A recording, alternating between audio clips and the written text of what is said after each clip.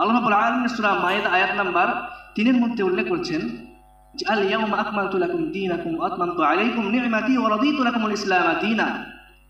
এই আয়াতটি তখন অবতীর্ণ হয় রাসূলুল্লাহ সাল্লাল্লাহু আলাইহি সাল্লাম বিদায় হজের কালে যখন শেষ ভাষণ দেন, তখন এই আয়াতটি পাঠ করেন যে আল ইয়াউমা আকমালতু লাকুম দীনাকুম, আজ তোমাদের ধর্ম পরিপূর্ণ হয়ে গেছে। আকমালতু লাকুম দীনাকুম ওয়া আতমামতু আলাইকুম নি'মাতি, এবং আমি পরিপূর্ণ করে দিয়েছি তোমাদের উপরে আমার নিয়ামত। ওয়া রাদিতু লাকুমুল ইসলাম দীনা, এবং আমি সন্তুষ্ট হয়ে গেছি এবং রাজি হয়ে গেছি তোমাদের জন্য ইসলামকে ধর্ম হিসাবে। পৃথিবীতে অনেক ধর্ম ছিল তখন, ইহুদি ধর্ম ছিল, খ্রিস্টানদের ধর্ম ছিল, অনেকে দাবি করে যে যাদের 3000-4000 বছর পুরানো ধর্ম তাদেরও ধর্ম ছিল। কিন্তু আল্লাহ রাব্বুল আলামিন এখানে বলেছেন আমি ইসলামকে ধর্ম হিসাবে সন্তুষ্ট হয়ে গেছি।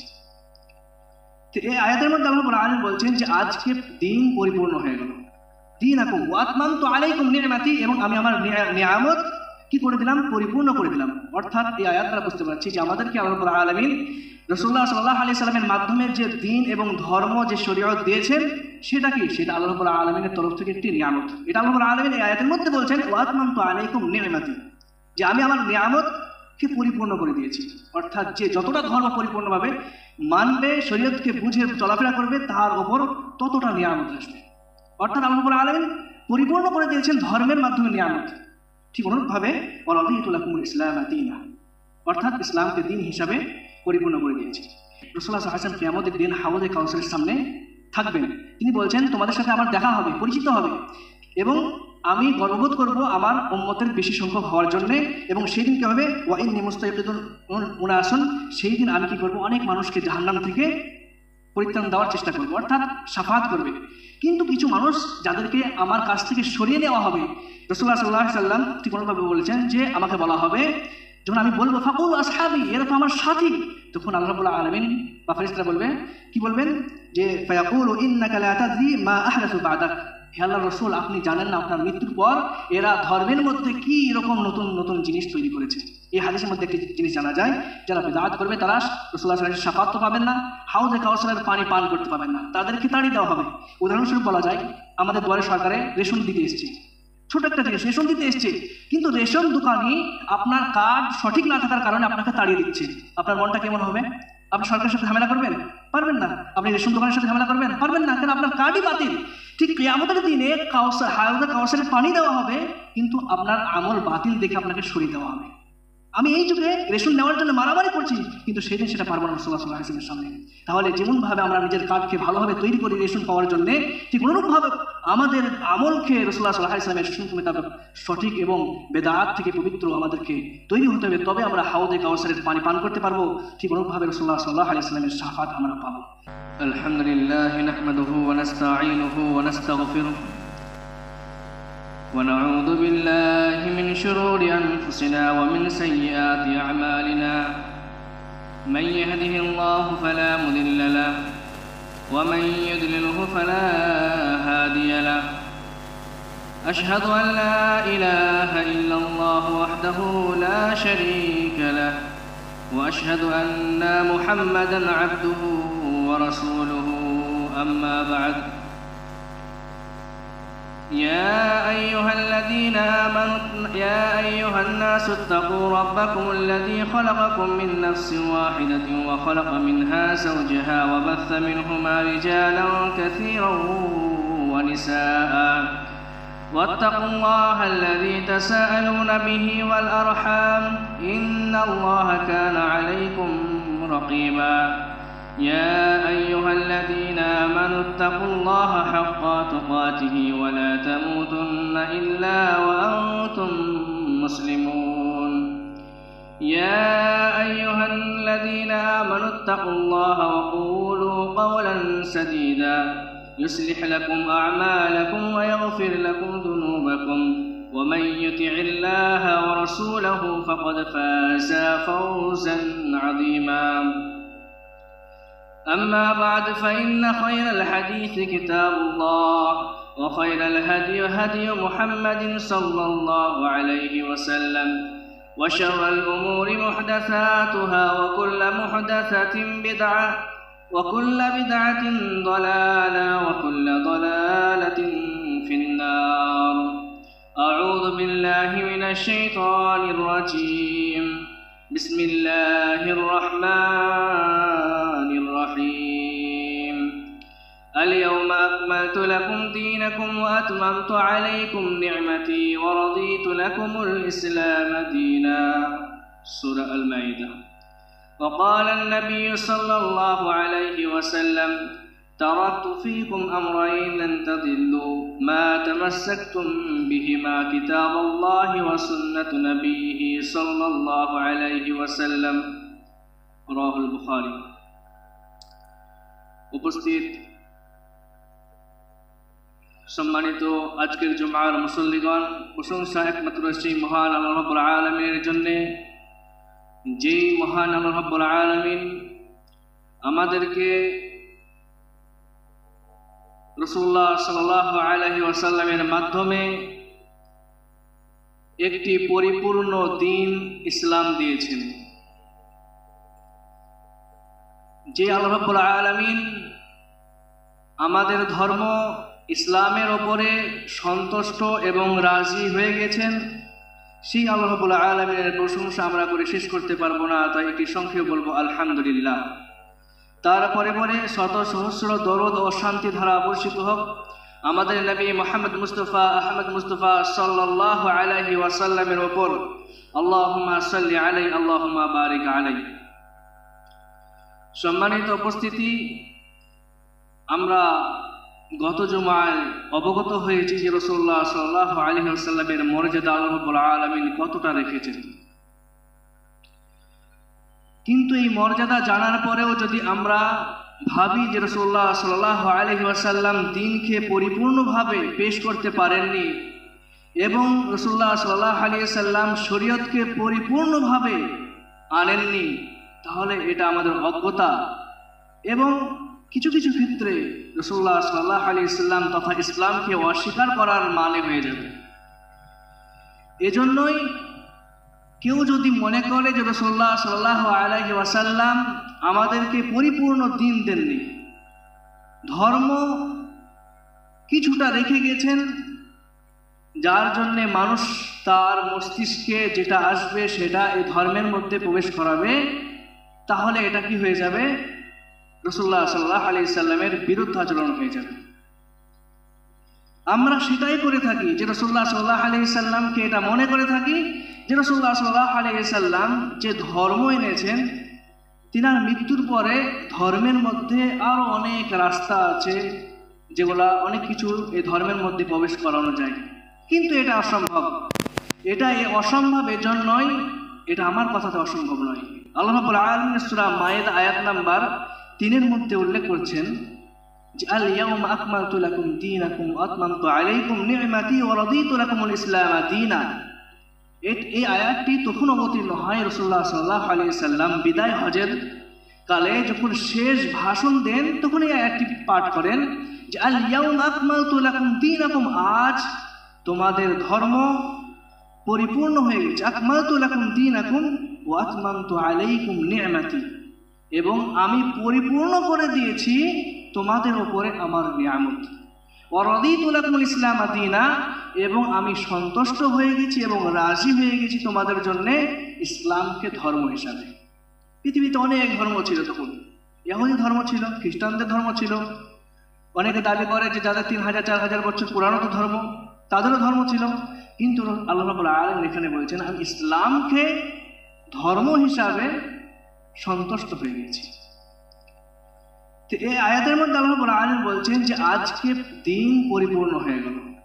দীনাকুম ওয়া আতমামতু আলাইকুম নি'মাতি, এবং আমি আমার নিয়ামত কি করে দিলাম? পরিপূর্ণ করে দিলাম। অর্থাৎ এই আয়াত দ্বারা বুঝতে পারছি যে আমাদেরকে আল্লাহ রাব্বুল আলামিন রাসূলুল্লাহ সাল্লাল্লাহু আলাইহি সাল্লামের মাধ্যমে যে দ্বীন এবং ধর্ম, যে শরীয়ত দিয়েছেন, সেটা কি? সেটা আল্লাহ রাব্বুল আলামিনের তরফ থেকে একটি নিয়ামত। এটা আল্লাহ রাব্বুল আলামিন এই আয়াতের মধ্যে বলছেন ওয়া আতমামতু আলাইকুম নি'মাতি, যে আমি আমার নিয়ামতকে পরিপূর্ণ করে দিয়েছি। অর্থাৎ যে যতটা ধর্ম পরিপূর্ণভাবে মানবে, শরীয়তকে বুঝে চলাফেরা করবে, তার ওপর ততটা নিয়ামত আসবে। অর্থাৎ আল্লাহ রাব্বুল আলামিন পরিপূর্ণ করে দিয়েছেন ধর্মের মাধ্যমে নিয়ামত। ঠিক অনুরূপভাবে ওয়া রাদিতু লাকুমুল ইসলাম দীনা, অর্থাৎ ইসলামকে দিন হিসাবে পরিপূর্ণ করে দিয়েছি। কিন্তু এই আয়াতের ভিত্তিতে আমরা আজকে যে বিষয়টি নিয়ে আলোচনা করব সেই বিষয়টি হচ্ছে যে ইসলামে অর্থাৎ নবী দিবস বৈধ কেন না যে রাসূলুল্লাহ সাল্লাল্লাহু আলাইহি সাল্লাম ইসলামের দৃষ্টিতে নবী দিবস কি এবং ইসলামের দৃষ্টিতে নবী দিবস বৈধ না কেন, এটা আমরা জানি। এই আয়াত দ্বারা আমরা জানতে পেরেছি যে আল্লাহ রাব্বুল আলামিন দ্বীনকে পরিপূর্ণ করে দিয়েছে। কিন্তু এই নবী দিবসের তারিখ এবং ইতিহাস আমরা দেখব, তাহলে আমরা জানতে পারবো যে এই নবী দিবস রাসূলুল্লাহ সাল্লাল্লাহু আলাইহি সাল্লামের মাধ্যমে এসেছে না সাহাবায়ে কেরাম যারা আছে তাদের মাধ্যমে এসছে, তাবেঈনদের মাধ্যমে এসছে, না অন্য কেউ শরীয়তের মধ্যে ঢুকিয়েছে। এজন্যই বলা হয় যে রাসূলুল্লাহ সাল্লাল্লাহু আলাইহি সাল্লাম তার জীবনে তার জন্মদিন কোনোদিন পালন করেননি, নবী দিবস পালন করেননি। ঠিক অনুরূপভাবে সাহাবায়ে রাদিয়াল্লাহু আজমাইন 1 লাখের 1.5 লাখের বেশি সাহাবা ছিল, তাদের মধ্যে কোনো প্রমাণ নেই যে অমুক সাহাবী নবী দিবস পালন করেছে। তৃতীয়ত, যারা আশারুল মুবাশশারা জান্নাতের সুসংবাদ যাদেরকে দেওয়া হয়েছিল, তাদের মধ্যে কাউকে দেখা যায়নি, তাদের কোনো উক্তি নেই যে নবী দিবস তারা পালন করেছে। ঠিক অনুরূপভাবে সাহাবাদের পরে 30 বছর খেলাফত শাসন চলেছে। আবু বকরের খেলাফত, উমর রাদিয়াল্লাহু আনহু খেলাফত, উসমান আলী রাদিয়াল্লাহু আনহু এদের খেলাফতেও নবী দিবস বলে কোনো দিন ছিল না, নির্ধারণ ছিল না। ঠিক অনুরূপভাবে তারপরে যারা তাবেঈ ছিল, তাদের অনুসারী ছিল, তাদের দিকেও দেখা যায়, তাদের ইতিহাস পড়লে দেখা যায় নবী দিবস বলে কোনো দিন নির্ধারণ ছিল না, কোনো দিবস ছিল না। তাবেঈন তাদের অনুসারী যারা ছিল, তাদের ছাত্র যারা ছিল, তাদেরকেও দেখা যায় সেই হিসাবে তাদের মধ্যেও কোনো নবী দিবস ছিল না।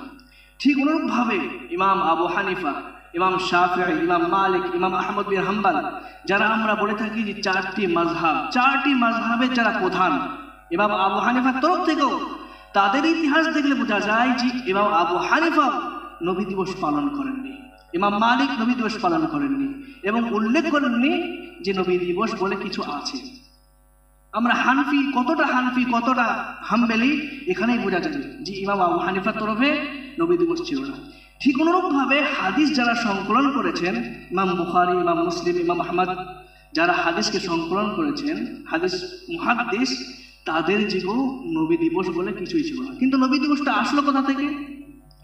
এই সম্পর্কে ইবনে তাইমিয়া রাহিমাহুল্লাহ তার একটি কিতাব, তার মধ্যে উল্লেখ করেছেন যে এটা আসলো যখন ফাতেমি যুগে, ফাতেমির খেলাফতে, যখন তুর্কি মিশরে তাদের খেলাফত থাকতো, তখন বাইতুল মুকাদ্দাসের সাথে কুরুশের একটি যুদ্ধ ছিল, সাল এই যুদ্ধ চলেছে।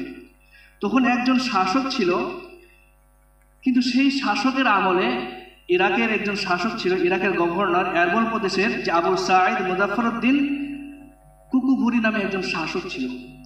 তখন যখন দেখলো যে ইহুদি যারা আছে, খ্রিস্টান যারা আছে, তাদের বড়দিনে কি করছে, তারা যুদ্ধ বিরতি রাখছে, যুদ্ধ থেকে দূরে থাকছে, তাহলে আমাদেরকে কি করতে হবে, এমন একটি দিন তৈরি করতে হবে যাতে আমাদের এই নির্ধারিত দিনেও যুদ্ধ থেকে বিরত থাকা যায়। এখন অনেক সময় যখন দেশের সাথে দেশের যুদ্ধ থাকে, তখন দুজনের আলোচনাতে যুদ্ধ বিরতি করা হয়। ঠিক তখনও ছিল, তখন তিনি করলেন কি, এমন একটি দিন আনলেন যাতে যুদ্ধ বিরতি রাখা হয় আমাদের কথাতে।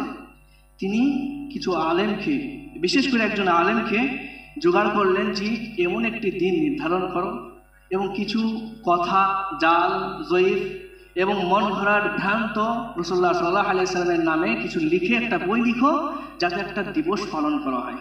তখন সেই দিবস তিনি সর্বপ্রথম 625 হিজরিতে প্রথম দিবস পালন করেন।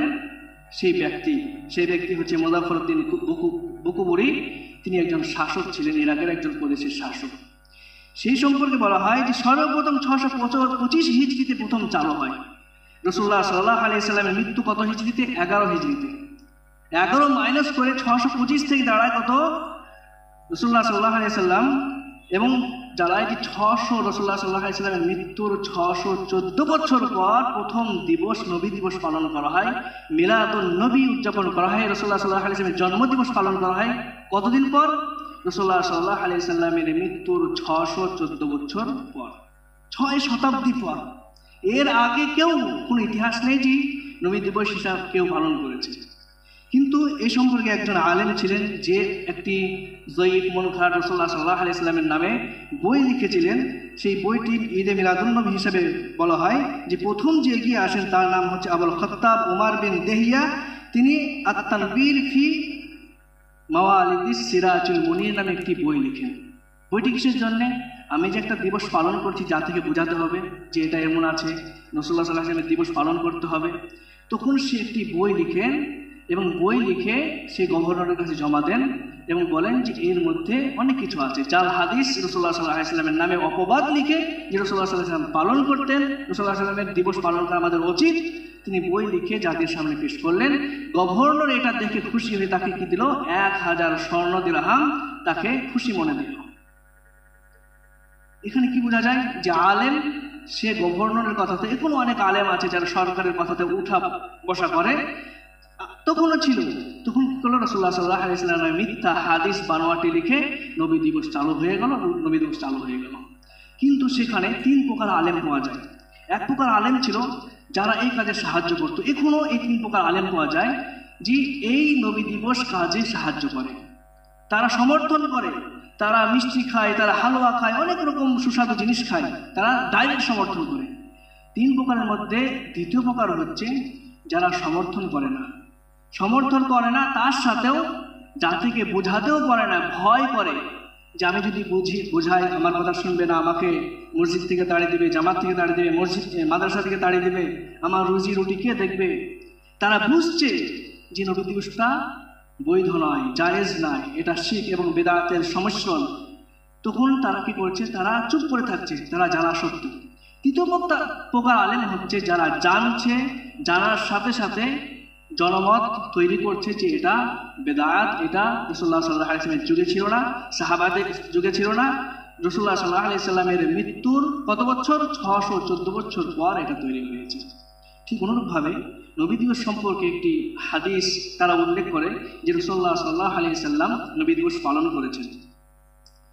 কিন্তু তারিখ দেখা যায় যদি রাসূলুল্লাহ সাল্লাল্লাহু আলাইহি ওয়াসাল্লাম 12ই রবিউল আউয়াল তিনি জন্মগ্রহণ করেছেন, এই মর্মে কোনো হাদিস, এমনকি জয়ীফ হাদিসও নেই যে রাসূলুল্লাহ সাল্লাল্লাহু আলাইহি ওয়াসাল্লাম 12ই রবিউল আউয়াল জন্ম হয়েছেন। রাসূলুল্লাহ সাল্লাল্লাহু আলাইহি ওয়াসাল্লাম পৃথিবীতে আগমন করেছেন 12 রবিউল আউয়াল, এই মর্মে কোনো দিন নেই। ঠিক অনুরূপভাবে রাসূলুল্লাহ সাল্লাল্লাহু আলাইহি ওয়াসাল্লাম সম্পর্কে যেটা বোঝা যায় যে রাসূলুল্লাহ সাল্লাল্লাহু আলাইহি ওয়াসাল্লাম সম্পর্কে দিন উল্লেখ করা আছে যে রাসূলুল্লাহ সাল্লাল্লাহু আলাইহি ওয়াসাল্লাম সোমবারের দিন জন্মগ্রহণ করেছেন। কেন? রাসূলুল্লাহ সাল্লাল্লাহু আলাইহি ওয়াসাল্লামকে জিজ্ঞাসা করা হয়, আন্না রাসূলুল্লাহ সাল্লাল্লাহু আলাইহি ওয়াসাল্লাম সুইলা আন সাওমি ইয়াউমিন ইসনাইন, যে সোমবারের রোজা সম্পর্কে জিজ্ঞাসা করা হয় যে সোমবার রোজা কেন রাখা হয়। তিনি বলেন, ফাকালা যালিকাল ইয়াউম ওয়ালাদতু ফীহি ওয়া ইয়াউমু বুইসতু ফীহি ওয়া উনজিলা আলাইহি, এই দিন আমি জন্মগ্রহণ করেছি, এই দিন আমি নবী হয়েছি, এই দিন আমার উপর ওহী করা হয়, এই জন্যই আমি রোজা রাখি। এটা তাদের একটা দলিল যে রাসূলুল্লাহ সাল্লাল্লাহু আলাইহি ওয়াসাল্লাম জন্মদিবস পালন করেছেন রোজার মাধ্যমে। কিন্তু এটা ডাইরেক্ট কোনো দলিল না। আরেকটি হাদিস আছে রাসূলুল্লাহ সাল্লাল্লাহু আলাইহি ওয়াসাল্লাম সোমবারের দিন যে রোজা রাখতেন কিসের কারণে? তার মধ্যে বলা হয়, তুরাদুল আমালু ইয়াউমাল ইসনাইন ওয়াল খামিস ফাউহিব্বু আন ইউরাদা আমালি ওয়া আনা সাইমুন, আমি সোমবার এবং বৃহস্পতিবার, রাসূলুল্লাহ সাল্লাল্লাহু আলাইহি ওয়াসাল্লাম সোমবারের দিন রোজা রাখতেন না, বৃহস্পতিবারের দিনে রোজা রাখতেন। সোমবার এবং বৃহস্পতিবার রোজা এই জন্যই রাখি, রাসূলুল্লাহ সাল্লাল্লাহু আলাইহি ওয়াসাল্লাম ডাইরেক্ট বলছেন যে এই 2 দিনে বান্দার আমল খেয়ে জমা করা হয়, তোলা হয়, এবং আমি পছন্দ করি আমার আমলটার আল্লাহ রাব্বুল আলামিনের নিকট সেই সময় পেশ করা হোক যেন আমি সেই সময় রোজা অবস্থায় থাকি। এই দলিলটা তাদের গ্রহণযোগ্যতা হারালো যে রাসূলুল্লাহ সাল্লাল্লাহু আলাইহি ওয়াসাল্লাম তার নিজের জন্মদিবস হিসাবে সোমবারের দিন রোজা রেখেছেন। ঠিক আরেকটি জিনিস হচ্ছে যে রাসূলুল্লাহ সাল্লাল্লাহু আলাইহি ওয়াসাল্লাম যে 12ই রবিউল আউয়াল জন্মগ্রহণ করেননি, তার একটি দলিল হচ্ছে তখন সাল নির্ধারণ করার জন্য, দিন নির্ধারণ করার জন্য কিছুই ছিল না। কিন্তু পরে একজন ব্যক্তি, একজন জ্যোতিষবিজ্ঞানী, মিশর যার বাড়ি, মাহমুদ পাশা নামে, সে একজন বিখ্যাত জ্যোতিষবিজ্ঞানী, সে বলতে পারে যে কি সে কখন জন্মগ্রহণ করেছে, একটা ক্যালেন্ডার দেখে সে বলতে পারে। সে যখন গবেষণা করলো তখন দেখা দিল যে রাসূলুল্লাহ সাল্লাল্লাহু আলাইহি ওয়াসাল্লাম যেই বছর জন্মগ্রহণ করেন 571 খ্রিস্টাব্দে, সেই দিন রবিউল আউয়াল মাস ছিল, যে সোমবারের দিনটা ছিল, সেই সোমবারের দিনটা ছিল রবিউল আউয়ালের 9 তারিখ। 12ই যে রবিউল আউয়াল ছিল সেটা ছিল বৃহস্পতিবার। এবং সেই দিনটা ছিল 20 এপ্রিল। এখন আমাদের অনেকেই যারা 1950-এ 60-এ 70-এ জন্মগ্রহণ করেছে তারা তাদের দিন বলতে পারবে না, কিন্তু যদি গুগলে সার্চ করা হয়, এজ ক্যালেন্ডার দেখা হয়, সে বলে দেবে যে তুমি যে 2 এপ্রিল 1970-এ জন্মগ্রহণ করেছো, তোমার দিনটা এরকম ছিল। ঠিক সেই জ্ঞানে জ্যোতিষবিজ্ঞানী সে গবেষণা করলো এবং দেখলো যে 9 যে সোমবার দিন রবিউল আউয়ালের প্রথম যে সোমবারটা ছিল, সেই সোমবারটা ছিল 9 রবিউল আউয়াল। 12 রবিউল আউয়াল যে দিনটা ছিল সেটা ছিল বৃহস্পতিবার। এই দলিলও তাদের প্রত্যাখ্যান করা হবে। এবার আমরা জানবো যে রাসূলুল্লাহ সাল্লাল্লাহু আলাইহি ওয়াসাল্লাম আমাদেরকে কি নির্দেশ দিয়েছেন। রাসূলুল্লাহ সাল্লাল্লাহু আলাইহি ওয়াসাল্লাম বলেন, তারাকতু ফীকুম আমরাইন লান তাযিল্লু মা তামাসসাকতুম বিহিমা কিতাবাল্লাহি ওয়া সুন্নাতুন নবিয়্যি সাল্লাল্লাহু আলাইহি ওয়াসাল্লাম। সহিহ বুখারী হাদিস নাম্বার 2697 নম্বর হাদিস। তিনি বলছেন, আমি তোমাদের মধ্যে এমন দুটি জিনিস ছেড়ে যাচ্ছি, যতদিন পর্যন্ত সেটা আঁকড়ে ধরে থাকবে ততদিন পর্যন্ত তুমি কি হবে, গুমরাহ হবে না। নাম্বার 1 কিতাবুল্লাহ, আল্লাহ রাব্বুল আলামিনের কিতাব কোরআন। নাম্বার 2 ওয়া সুন্নাতুন নবিয়্যি, আমার সুন্নাত, অর্থাৎ নবী সাল্লাল্লাহু আলাইহি ওয়াসাল্লামের সুন্নাত এবং হাদিস। যদি আমরা আল্লাহ রাব্বুল আলামিনের কিতাব কোরআন এবং সুন্নাত দ্বারা আলোচনা করি, তাহলে দেখা যাবে নবী দিবস এটা ইসলাম বহির্ভূত একটি জিনিস, যেটা ইসলামের মধ্যেই ছিল না। ঠিক অনুরূপভাবে এই বহির্ভূত যে আমরা এনেছি আমাদের মুসলমানদের মধ্যে রাসূলুল্লাহ সাল্লাল্লাহু আলাইহি সাল্লামের মৃত্যুর 614 বছর পর, তাহলে আমাদের কি করণীয় হবে, আমাদের শাস্তিটা কি হবে, সেই সম্পর্কে আল্লাহ রাব্বুল আলামিন বলেছেন প্রসিদ্ধ হাদিস যে মান আহাদাসা ফি আমরিনা হাযা মা লাইসা মিনহু ফাহুয়া রাদ। যে ব্যক্তি আমার ধর্মের মধ্যে কোনো নতুন জিনিস চালু করলো, মা লাইসা মিনহু, যেটা তার মধ্যে ছিল না, ফাহুয়া রাদ, সেটা মারদুদ এবং প্রত্যাখ্যান এবং বাতিল।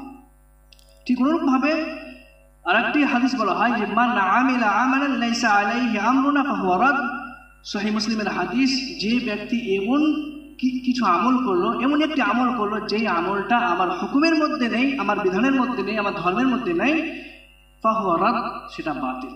এই হাদিস দ্বারা জানতে পারলাম নবী দিবস যারা পালন করছে, ঈদে মিলাদুন নবী যারা পালন করছে, তারা সম্পূর্ণটাই কি আছে, ভুলের মধ্যে আছে এবং তাদের যতগুলো আমল আছে সবগুলো আমলই হচ্ছে বাতিল।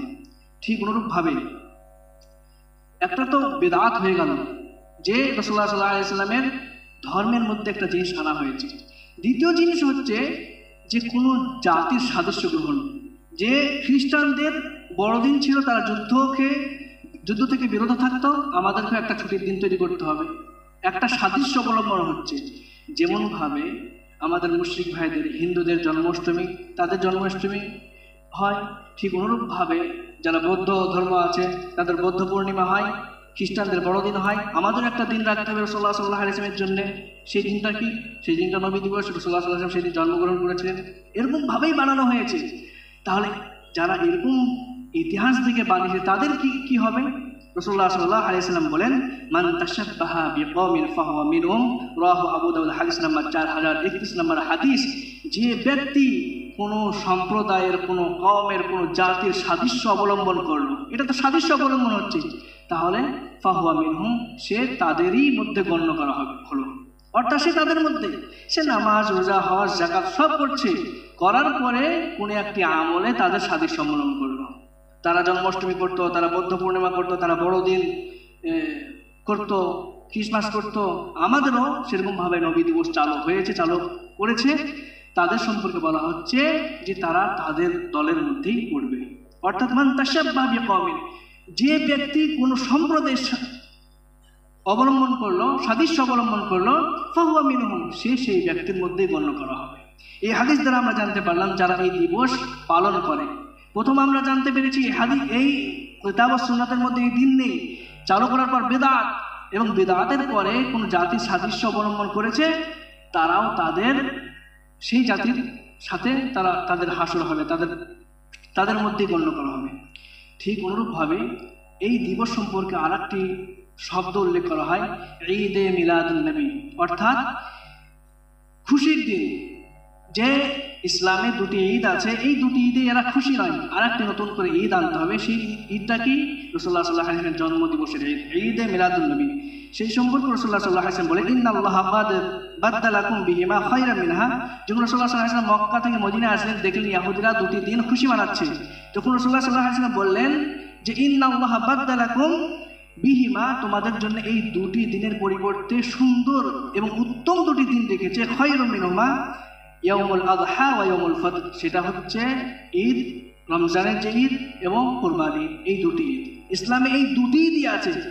পরিবর্তে যারা 3টি ঈদ, 4টি ঈদ, বিভিন্ন জায়গায় ঈদে মিলাদুন নবী পোস্টার লাগিয়েছে, তারা কি? তারা রাসূলুল্লাহ সাল্লাল্লাহু আলাইহি ওয়াসাল্লামের এই হাদিসের বিরুদ্ধে আচরণ করল। ঠিক অনুরূপভাবে এই হাদিস সম্পর্কে রাসূলুল্লাহ সাল্লাল্লাহু আলাইহি ওয়াসাল্লাম আরেকটি জিনিস বলেন যে ঈদে মিলাদুন নবী যে মানানো হয়, এটা রাসূলুল্লাহ সাল্লাল্লাহু আলাইহি ওয়াসাল্লামের মর্যাদাকে উল্লেখ করার জন্যই তারা মানায়। কিন্তু রাসূলুল্লাহ সাল্লাল্লাহু আলাইহি ওয়াসাল্লাম বলেছেন, লা তাতুরুনি কামা আতরাতিন নাসারা ঈসা ইবনে মারইয়াম, তোমরা আমার মাত্রাতিরিক্ত বা অতিরিক্ত প্রশংসা করো না, যেমনভাবে নাসারা যারা খ্রিস্টান ছিল তারা ঈসা আলাইহিস সালামের অতিরিক্ত প্রশংসা করেছে। তিনি বলেন যে ইন্নামা আনা আবদুন ফাকুল আব্দুল্লাহি ওয়া রাসূলিহি, আমি একজন আল্লাহর বান্দা, আমাকে বলো যে আল্লাহর বান্দা এবং তার রাসূল। অর্থাৎ মাত্রাতিরিক্ত প্রশংসা করতে বলা যায় যে এই দিনে অনেক গান, বাউল, বিভিন্ন সাংস্কৃতিক অনুষ্ঠান তারা করে থাকে। তার মধ্যে একটি জিনিস তারা বলে, সেটা বিভিন্ন যারা কবি আছে, যারা বাউল আছে, তারা বলে থাকে যে উর্দুতে সেটা হচ্ছে ও জো মুস্তাবি আরশকা খোদা হোকার। উর্দুতে তারা কবিতা পাঠ করে এরকম ভাবে, ও জো মুস্তাবি আরশকা খোদা হোকার উতর পড়া মদিনা মে মুস্তাফা হোকার নাউজ বিল্লাহি মিন যালিক। এই কবিতার মানে জানেন? যে আরশের অধিপত্য আল্লাহ হিসাবে ছিল, সে মদিনাতে জন্মগ্রহণ করলো মুস্তাফা হিসাবে, নাউজ বিল্লাহি মিন যালিক। রাসূলুল্লাহ সাল্লাল্লাহু আলাইহি ওয়াসাল্লাম এই জিনিসটা উল্লেখ করেছে, প্রশংসা করতে, বাড়াবাড়ি করতে নিষেধ করেছেন। ইহুদিরা যেরকম ভাবে ঈসা আলাইহিস সালামকে আল্লাহ রাব্বুল আলামিনের পুত্র হিসাবে গ্রহণ করত, বাড়াবাড়ি করত, ঠিক এরাও কি করছে? আল্লাহকে রাসূলুল্লাহ সাল্লাল্লাহু আলাইহি ওয়াসাল্লামের স্থানে, এই রাসূলুল্লাহ সাল্লাল্লাহু আলাইহি ওয়াসাল্লামকে আল্লাহর স্থানে জায়গা দিচ্ছে। বলছে যে আরশের মধ্যে অধিপত্য ছিল যেই আল্লাহ, সে মুস্তাফা হয়ে মদিনাতে জন্মগ্রহণ করেছেন, নাউজ বিল্লাহি মিন যালিক। আল্লাহ রাব্বুল আলামিন আমাদেরকে এইসব জিনিস থেকে পরিত্রাণ দেন, আমিন। আল্লাহ রাব্বুল আলামিন এইভাবে বলছেন। আরেকটি জিনিস হচ্ছে রাসূলুল্লাহ সাল্লাল্লাহু আলাইহি ওয়াসাল্লাম এই বেদাতের, যারা বেদাত করে, যারা শিরক করে, তাদেরকে এই সম্পদের মধ্যে তাদের সম্পর্কে কিয়ামতের দিন আরেকটি জিনিস উল্লেখ করছেন যে আলা ওয়া ইন্নী ফারতুকুম আলাল হাওদ ওয়া আনা উকাসিরকুম উমাম, যে রাসূলুল্লাহ সাল্লাল্লাহু আলাইহি ওয়াসাল্লাম কিয়ামতের দিন হাওদে কাউসারের সামনে থাকবেন।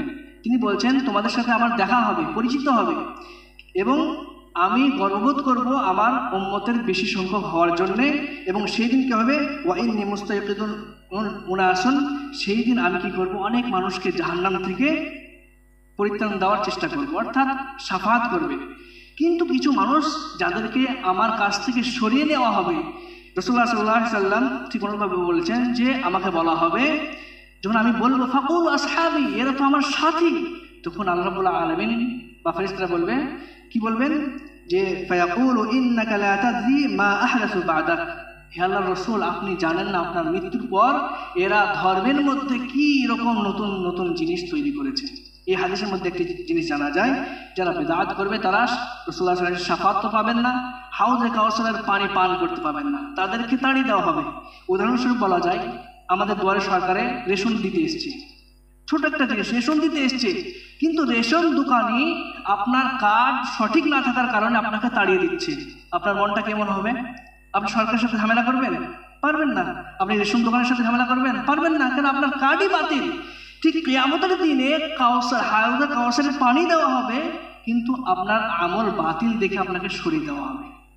আমি এই যুগে রেশন নেওয়ার জন্য মারামারি করছি, কিন্তু সেদিন সেটা পারবো না রাসূলুল্লাহ সাল্লাল্লাহু আলাইহি ওয়াসাল্লামের সামনে।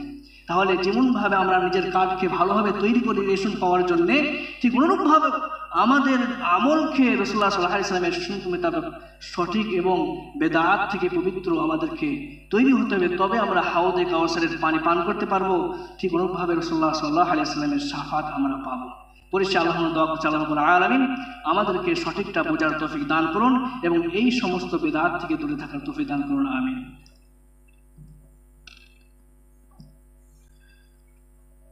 আলহামদুলিল্লাহ রাব্বিল আলামিন ওয়াসসালাতু ওয়াসসালামু আলা সাইয়্যিদিল আমবিয়া ওয়াল মুরসালিন ওয়া আলা আলিহি ওয়া সাহবিহি আজমাইন। সম্মানিত উপস্থিতি, যে বিষয়ে আমরা আলোচনা করছি যে এতগুলো উদাহরণ যে রাসূলুল্লাহ সাল্লাল্লাহু আলাইহি সাল্লাম থেকে কোনো মতেই এইসব জিনিসগুলো প্রমিত নয়, এগুলা হিন্দুদের সাদৃশ্য, এটা বৌদ্ধদের সাদৃশ্য, এটা খ্রিস্টানদের সাদৃশ্য, ঠিক অনুরূপভাবে প্রমাণ করা যায় যে এটা দিনের মধ্যে নতুন সংযোজন, দিনের মধ্যে নতুন জিনিস এনে দেওয়া, এগুলা বেদাত।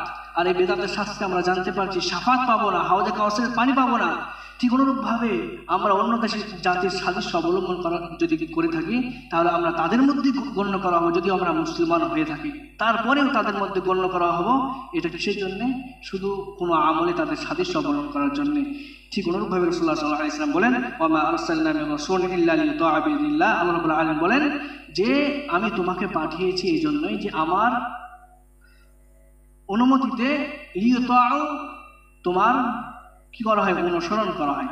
একমাত্র রাসূলুল্লাহ সাল্লাল্লাহু আলাইহি ওয়াসাল্লামকে অনুসরণ আমাদের করতে হবে। রাসূলুল্লাহ সাল্লাল্লাহু আলাইহি ওয়াসাল্লাম কখন কি করেছেন, কিভাবে করেছেন, তবে আমরা বেদাত এবং শিরক থেকে মুক্তি থাকবো। পরিশেষে আল্লাহ রাব্বুল আলামিন আমাদেরকে হেদায়েত দেন, আমাদেরকে সঠিকটা বোঝার তৌফিক দান করেন, আমাদেরকে সুন্নাত জানার তৌফিক দান করেন এবং বেদাত থেকে দূরে রাখার তৌফিক দান করেন। আমিন।